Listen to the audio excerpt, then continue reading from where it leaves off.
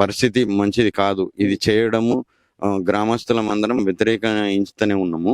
మేము ఆల్రెడీ ఇది కుటుంబం అనేది మొత్తం బజార్లో పడ్డది. వాళ్ళిద్దరు జైలుకి వెళ్ళిపోయారు. ఆల్రెడీ ఇప్పుడు ఉన్న వాళ్ళు కూడా పిల్లలే వాళ్ళు. వాళ్ళ కుటుంబం అయితే బజార్లో పడ్డది. ఇది చేయడం మంచి పద్ధతి కాదు. ఏసీపీ గారికి ముందు ఒక్కరోజు ముందు నన్ను ఏసీపీ గారు పిలిచి మాట్లాడింది.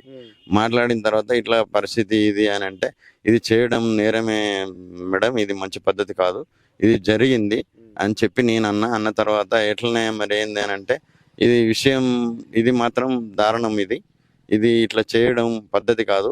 ఊర్లో జనం కూడా ఎవరు అదైతే లేరు. నేను కూడా దీన్ని బహిష్కరించుతున్నా ఈ విషయాన్ని.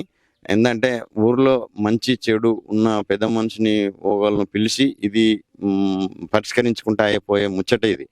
ఇది పరిష్కరించుకోలేదు కాబట్టి, ఈ రకంగా వీళ్ళు చేశారు కాబట్టి వాళ్ళకు జైలుకు వెళ్ళిపోయారు వాళ్ళు. ఇప్పుడు ఉన్న పిల్లలు కూడా చాలా పాపం ఎవరు లేని పరిస్థితిలో ఉన్నారు.